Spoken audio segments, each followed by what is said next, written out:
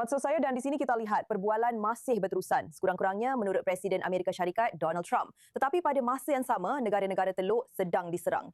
Iran berjaya menghalang Israel daripada menyerang proksinya di Beirut. Selat Hormuz masih kebanyakannya ditutup akibat sekatan ini. Berapa lama perbualan ini boleh bertahan jika keadaan masih begini? Ia jelas tidak stabil dan memang sifat situasi yang tidak stabil akhirnya akan mencapai titik didih dan sesuatu akan berlaku. Selain itu, sesuatu yang tidak logik memang tidak akan kekal lama. Dan akhirnya situasi yang tidak masuk akal akan menghadapi satu peristiwa luar jangka yang mengubah segalanya. Tetapi apa yang mungkin berlaku, saya tidak tahu. Selepas cukup lama, seperti yang dikatakan oleh Marco Rubio, selepas cukup lama Iran menderita dari segi ekonomi kerana sekatan masih berterusan, mungkin perubahan politik akan berlaku di sana. Tetapi ini mencerminkan Satu realiti strategik yang asas, sangat mendalam dan sangat mengecewakan. Hakikat bahawa Amerika Syarikat dan Israel melancarkan perang ini tanpa mempunyai rancangan yang jelas untuk penutupan Selat Hormuz yang tidak dapat dielakkan adalah sesuatu yang benar-benar mengejutkan. Dan bagi saya, ini adalah salah satu kesilapan strategik terbesar dalam sejarah ketenteraan kebelakangan ini. Maksud saya, Napoleon yang berarak ke Rusia pada musim sejuk adalah bermasalah, dan menyerang Irak atas alasan palsu juga sukar untuk dipertahankan. Tetapi di sini kita ada satu kes di mana CENTCOM sudah tahu perkara ini akan berlaku, malah telah membuat simulasi peperangan selama beberapa dekad. Saya telah mengandaikan ketika saya menyokong peperangan itu pada peringkat awal, bahawa memang ada satu rancangan. Dan mereka sangat yakin bahawa rejim itu akan tumbang dalam beberapa hari atau minggu. Dan mereka telah mengatur sesuatu dengan IRGC atau tentera atau dengan puak Kurdi. Dan kita tahu perkara itu memang telah dicuba.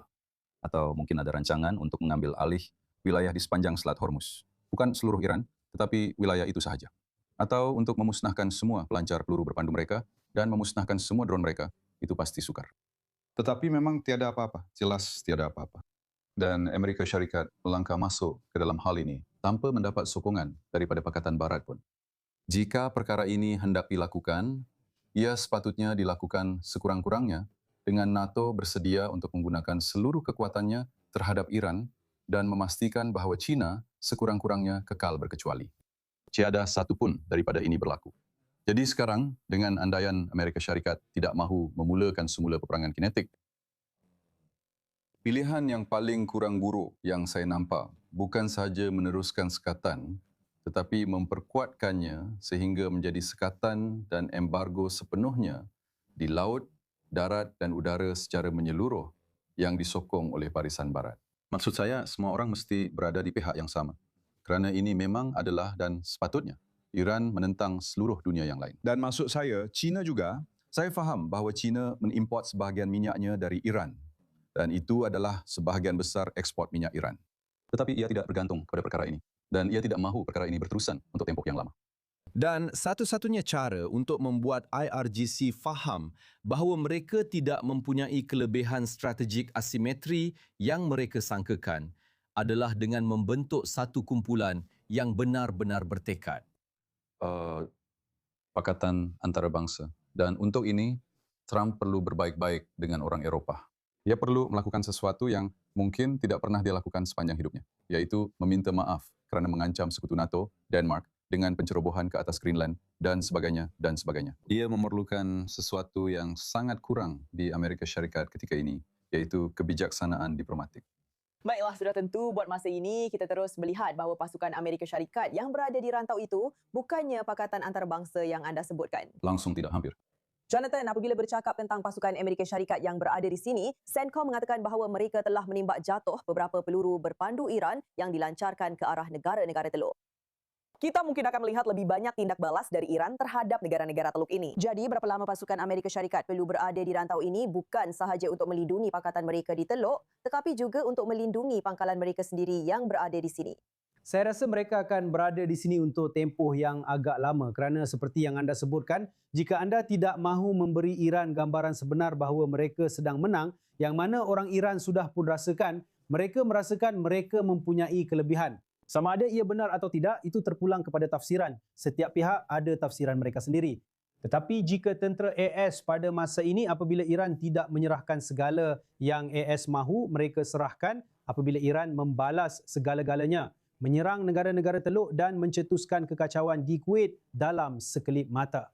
Jika kita tidak mahu Iran merasakan bahawa mereka benar-benar sedang menang, maka anda perlu mengekalkan tentera anda di sini sebagai pasukan pencegah untuk satu tempoh yang agak lama. Adakah ini sesuatu yang Presiden Trump mahu lakukan apabila beliau menghantar tentera beberapa bulan lalu dan memulakan perang? Saya tidak pasti. Saya tidak pasti tetapi beginilah keadaannya. Jika pada masa ini selepas segala yang telah berlaku, anda membawa pulang tentera anda ke Amerika Syarikat atau ke mana-mana rantau lain, anda memberi isyarat kepada orang Iran, baiklah, anda telah dapat apa yang anda mahu. Saya tidak fikir Presiden mahu melakukan perkara itu. Sebenarnya, satu lagi kesilapan yang dilakukan ialah perkara ini tidak dimaklumkan kepada rakyat Amerika atau kepada dunia. Maksud saya, jika rancangan itu adalah sekatan jangka panjang atau kehadiran jangka panjang pasukan-pasukan ini, ia akan memberi kesan kepada ekonomi global. Dan itu satu lagi sebab untuk membentuk satu pakatan antarabangsa untuk menerangkan kepada dunia mengapa ini perlu. Dan apa yang bakal berlaku ialah satu tempoh penderitaan seperti rawatan kanser. Dan tiada satu pun daripada itu dilakukan. Perang itu sebaik saja ia dilancarkan, ia tidak popular kerana ia tidak pernah dijelaskan. Dan kerana malangnya perang yang sangat-sangat adil ini menentang musuh yang benar-benar jahat dan yang perlu dihapuskan dan lenyap dari muka bumi, sedang dipromosikan oleh dua pemimpin paling bermasalah yang kini mengetuai sebuah negara demokratik, jika bukan dua yang paling bermasalah setakat ini.